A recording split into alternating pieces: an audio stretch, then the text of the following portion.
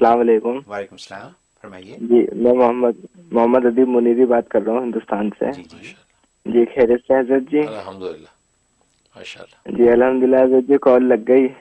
मैं काफी हफ्तों से इंतजार कर रहा था, मतलब एक एक दिन इतना भारी गुजर रहा था। माशाल्लाह। और मतलब हजरत जी बस पता नहीं क्या होता है, मतलब दिल जो बहुत तेज धड़कने लग जाता है, मतलब जो ना बिल्कुल भी बात हो नहीं पाती है। जैसे मालूम लगता है कि हाँ कॉल लग गई, और मतलब बहुत खुशी माशाल्लाह। होती है। माशाल्लाह। माशाल्लाह।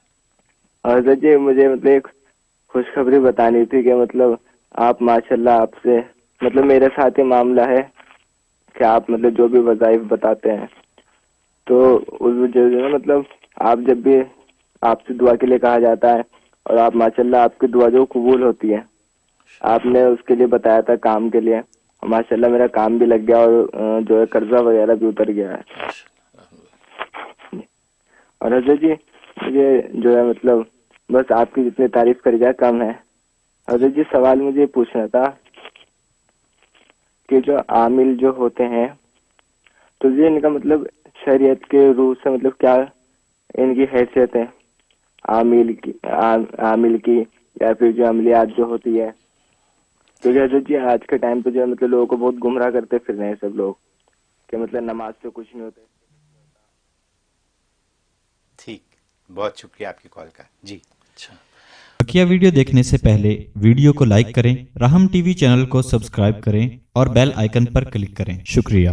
माशाल्लाह माशाल्लाह, आपकी मोहब्बत को अल्लाह तबारक व तआला कबूल फरमाए और बरकत अता फरमाए। आप हज़रात जो कोशिश करते हैं कॉल मिलाने की, जो नहीं मिलती तो उस पर भी आपको अजर मिलता है, क्योंकि आपकी इज़हार मोहब्बत और तकलीफ़ पे अल्लाह ताला अजर अता फरमाते हैं। और बाकी यह कि आमिल लोग हैं कि जो लोगों से गुमराह करते फिरते हैं कि ना नमाज से कुछ होता है ना रोज़े से, तो वो तो बेचारे ना आमिल हैं ना कामिल हैं। ऐसे लोग तो ना आमिल है ना कामिल है, वैसे लोग उनको आमिल कह देते हैं या वो अपने आप को आमिल समझते हैं।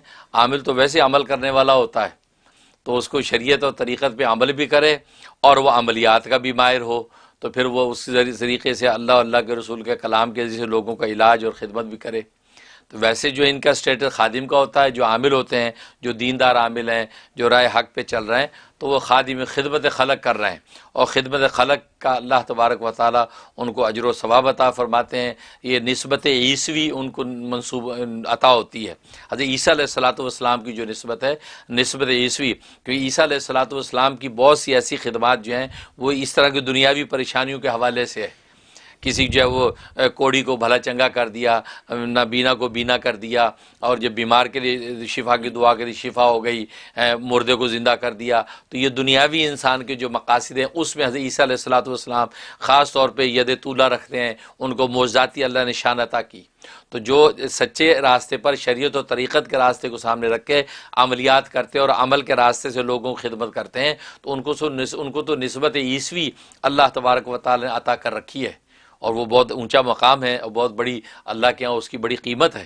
तो इसलिए जो उनको सच्चाई से करना चाहिए। बाकी वो जो आमिल कहते हैं जी ना नमाज से कुछ होता ना रोज़े से, इसका मतलब वो फिर ना आमिल है ना कामिल है। और फिर ये कि निरा आमिल होना भी काफ़ी नहीं होता, कामिल भी होना चाहिए। मतलब है कि उसको इस ये मैदान मोहब्बत इबादत में कमाल भी हासिल होना चाहिए। तो आमिल भी हो कामिल भी हो, इसकी ज़रूरत है। लिहाजा जो लोग इस तरह की बातें करते हैं वो गुमराह हैं, यकीनन इन गुमराहों से बचना चाहिए। बहुत शुक्रिया।